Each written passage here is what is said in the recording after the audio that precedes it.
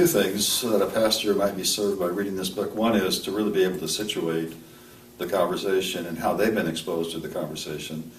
We list and identify and critique and then invite conversation with all kinds of colleagues who have published.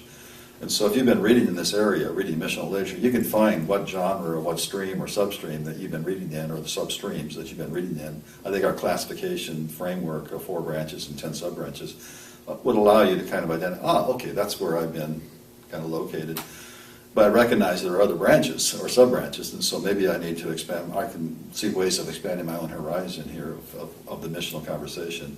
And it's not a question of right or wrong. It's really a question, these are just different uses of the term, the way it's being used. And the second thing I think is that this book really does try to push the conversation into some new territory. For example, much of the literature for missional today is about moving to a re-engagement with a changed context. Missional is that re-engagement.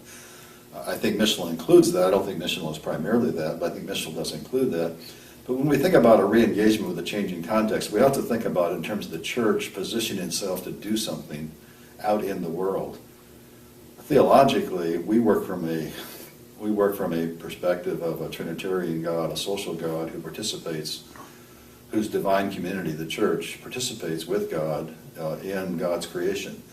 If we adopt a participation image of the church's relationship to the world, all of a sudden it invites a very different posture of how we relate to our context, our neighborhood, our community, rather than them being a target that we evangelize or a location that we do something good for them out of our resources. All of a sudden, these become persons with whom we relate.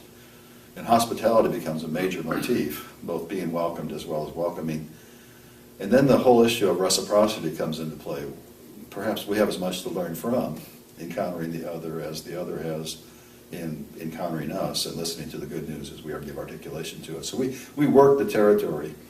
What would, for example, a more relational approach to thinking about the human as opposed to the individual approach in the Western tradition? What if we started with a community, a notion that our identity is tied to community, what we call relational anthropology? What would it look like if we began to imagine ourselves actually as being formed and shaped within community in terms of our identity? So we work this territory. We try to extend the conversation into some fruitful areas.